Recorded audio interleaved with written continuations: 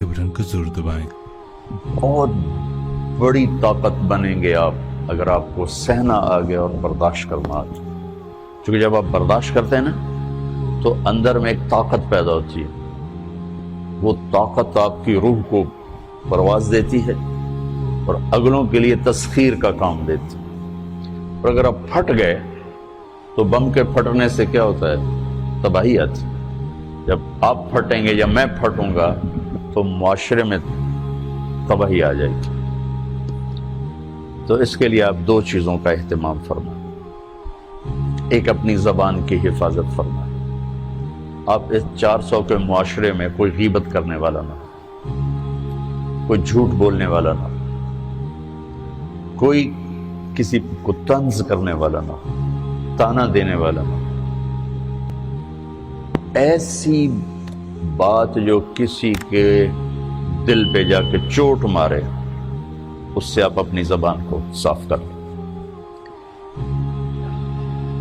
कभी इस पे काबू पा सकेंगे, कभी नहीं, कभी रह जाएगा, कभी हो जाएगा। तो जब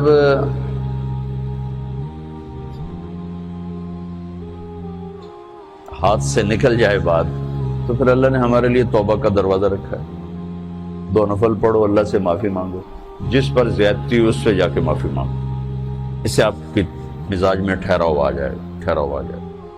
तो मैं आप सब से ये गुजारिश करता हूँ कि इस माशरे में आप अपनी ज़बान पे काबू पाना सीखिए। बराए मेरा बहुत फ़ायदा होगा। एक ज़िंदगी गुजरी है, शाम करीब है, तो पूरी ज़िंदगी के तजारब निचोड़ भी उसमें शामिल हैं। और तजारब निचोड़ को गोली मारो और दीवार पर डाल दो। मेरे नबी का फरमान उसके लिए काफ़ी है कि आपने फरमाया कि 2 चीज़ों की ज़मानत दे दो, मैं जन्नत की ज़मानत देती। एक तुम्हारे जो 2 जबड़ों के दरमियान है, एक तुम्हारी 2 टांगों के दरमियान है, इसे पाक कर लो, मैं जन्नत का ज़ामिन बन जाता। और मुआज़ इब्न जबल से फरमाया कि तुम्हें पूरे दीन का निचोड़ बताऊं। कहा जी क्या? तो आपने इस हदीस को मैंने पता नहीं हज़ारों लाखों दफ़ा बयान कर दिया है और हर दफ़ा बयान किया है कि अच्छा ये ऐसे करके क्यों फरमाया। ये पहले किया, फिर कहा कुफ़्फ़ा हादा। और कहा किसको है? जिनके बारे में आता है कि इस उम्मत के उलमा का झंडा क़यामत के दिन मुआज़ बिन जबल के हाथ में होगा। इतने बड़े तो 18 हिजरी में इंतकाल हुआ। 1434 हिजरी में मैं उर्दन गया तो उनकी कब्र से खुशबू आ रही थी। 1400 साल गुजर गया, उनकी कब्र से खुशबू का आना बंद नहीं हुआ। इतने बड़े आदमी को कैसे समझाया? बच्चे की तरह। नमाज इस ज़बान पे काबू।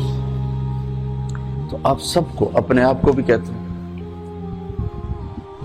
वो अरब खतीब कहते हैं ऊसीकुम नफ्सी अव्वलन व इय्याकुम करके आम तौर पर खुतबा शुरू करते हैं। तो मैं भी अपने ज़ात से शुरू करके आपसे ये अर्ज़ करता हूँ बच्चों कि अपनी ज़बान पे काबू पाना सीखो। यहाँ इसकी मश्क कर लो। ये छोटा सा मैदान है, छोटा, एक तालाब में है आप, तालाब। यहाँ से निकल कर आप एक समंदर में कूदेंगे जहाँ के रिश्तों की फहरिस्त होगी, ताल्लुकात की फहरिस्त होगी, नागवारियों के खौफनाक खारदार कांटे होंगे, कहीं कहीं फूल मिलेंगे, वरना कांटों से भरा जहान है। अगर आपने यहाँ प्रैक्टिस कर ली तो फिर आप उस मैदान में जाकर इंतहाई खूबसूरत मुआशरे का फ़र्द बन जाएंगे।